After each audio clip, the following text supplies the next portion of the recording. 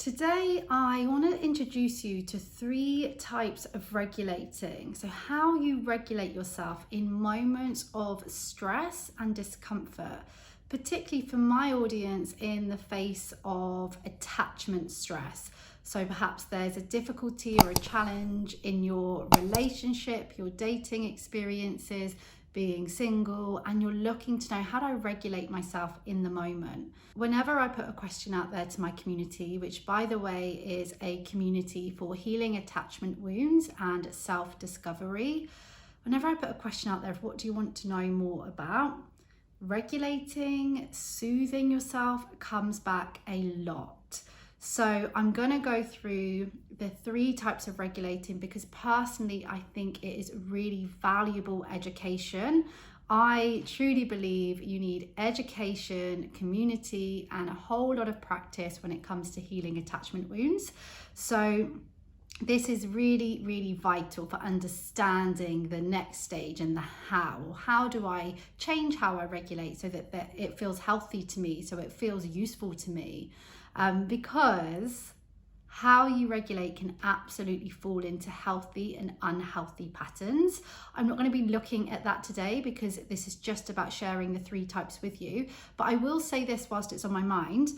Over in my membership, Follow Your Fire, I've got a whole community of people who relate to this material, who can let you know that you're absolutely not alone. Over in that membership in April, so if you're watching this before April, then it's coming up. If you're watching this after April, then it's already waiting for you. We're going to be diving deep into regulating. It's the first topic people wanted starting in April, and it's the first one we're going to be diving into. So we'll really look at the healthy and unhealthy patterns there. So that is going to be coming for you. But today, the 3 types. Let me say this, okay?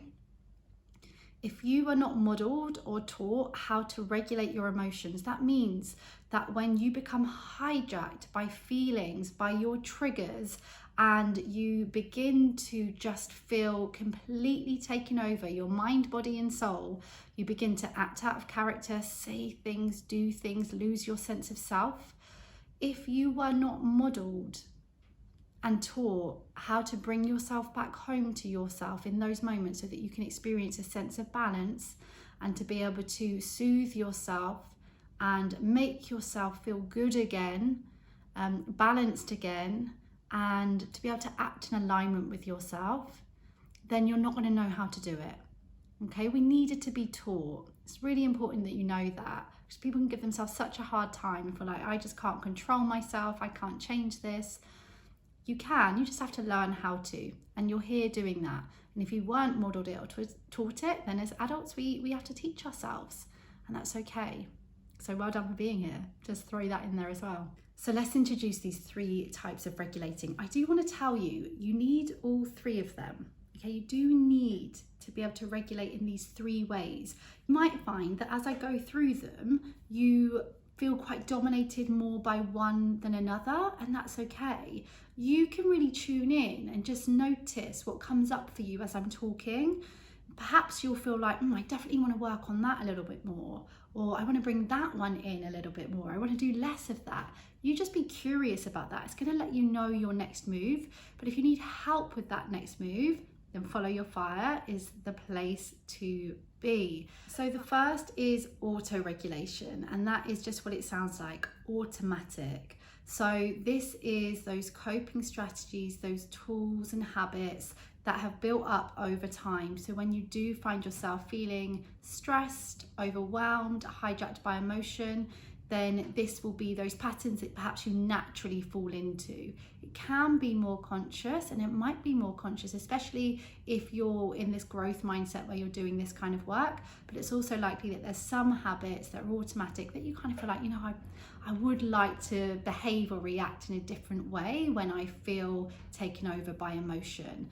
The other thing just to say about the auto-regulation as well is it tends to be things that will distract you. So things that will move you away from having to focus on that emotion. It doesn't have to be suppressing it. It can just be moving away, because we don't always want to deal with things in the moment, or it's not always the best thing to do to deal with things in the moment. So we might need a bit of distraction.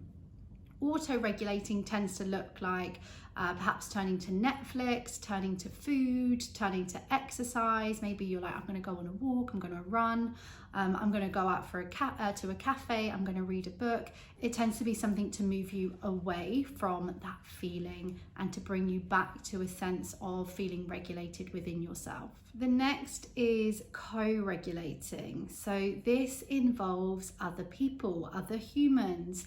This is when we turn to people in those times of stress and when we feel totally dysregulated, and we look to others to share, to vent, to feel the love, to experience that sense of community, or because we feel like we need someone else in those moments. Co-regulating, oh, can you hear the rain? Co-regulating tends to look like you might be sending a text to someone, you might call someone, you might go and meet someone out for a coffee or some dinner, you might want some physical touch or a cuddle with your partner. And really something to say about this is it can totally vary in terms of the energy levels. So some days you might want more of that like physical connection. It's actually hailing, like fully hailing. We're gonna go with it. I'm gonna tell you about the next one anyway, because it's the weather. The next one is self-regulating. Okay, so with self-regulating, this is the one I probably talk about the most within my community, and that is because people who struggle with attachment and relationship wounds, they tend to really struggle to self-regulate, to turn to themselves in these moments, to be able to understand their own patterns and bring themselves back home to themselves without the need to turn to other people. They usually will go to other people first. And it's not to say that this is better. It's not to say that this is the only way. Like I say, you need all three of them, but it's really important to be able to self-regulate, especially in moments when it's relationship related. That's what I would say. So self-regulating is very, very possible to be able to learn this skill. I really want to put that out there. This can look like journaling, it can look like reflecting, meditating, and really taking that time to acknowledge what's going on inside, what's my inner experience. When I am experiencing this trigger, when I'm wanting to react like this, or this thing is happening in my life, what's going on for me? What does this mean to me? What am I responding to? It's that time to really understand. And when we take that time, it does tend to just soothe our nervous system. That acknowledgement, it just helps us to come back to that understanding. And again, giving ourselves more of a chance of bringing ourselves back to a state where we can feel calmer, we can feel more in control and more like ourselves. Because whatever choices we're making when it comes to regulating, we tend to feel better if we are able to bring ourselves back to the moment in an aligned way. And that means in a way when we behave in a way that not necessarily that we're proud of, but that doesn't feel like it's not who we are. Learning how to regulate yourself, whichever of these three you're using more of, or that you want to use more of or less of. It's not about saying, hey, I'm going to be able to act perfectly. I'm never going to feel dysregulated again, and I'm never going to lose that sense of self. It's really about, one, like, can I prevent it? Is there certain situations where I do keep becoming so dysregulated and it's just so disheartening and I've simply had enough of it? That can I learn how to prevent doing that? Yes. But also when it does happen, because you are human and you're still going to be overwhelmed by emotion from time to time, and you're still going to feel all the feelings, can I help myself to come back home to myself in a regulated state quicker? So when I do feel myself triggered, can I notice it and bring myself back quicker than I have done before? And that is still amazing as well. And how you regulate and your whole range of tools for regulating are going to be able to help you to do that. And that's the thing, there's so many that fall under that category, under those three categories in terms of the actual tools. And that's what we really want to look at, right? That's what you're now saying is, well, what are the tools? That is what I really help people with. I work with people through different types of pillars of how to really regulate themselves and help them to become more secure. And one of them is around that toolbox. And we each have an individual toolbox. Yes, there's similarities, but what works exactly for me might not work for you. So it's really useful to understand those 3 types of regulating, and then understanding, well, what works for you? What's actually unhelpful for you? What are you doing at the moment that's not helping? The more conscious you can be of it, the easier it is going to be for you. But you're not always, we need the auto ones as well, like I say. So I hope that you found that useful.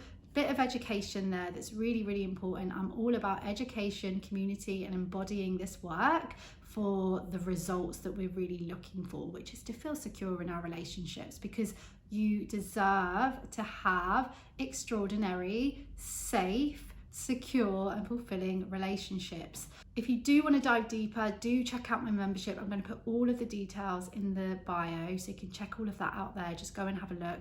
If you've got anything that you want me to expand on, please do put that in the comments, because that's always useful for me to know. Just gives me an idea of what content that you're looking for over here on this channel for attachment healing. And then I can add that to my list and help you in a way that you need. Please like, please subscribe. It really helps this information to get to the people who need it. Do not forget, you're enough, you are lovable, you are so, so worthy, and you are irreplaceable.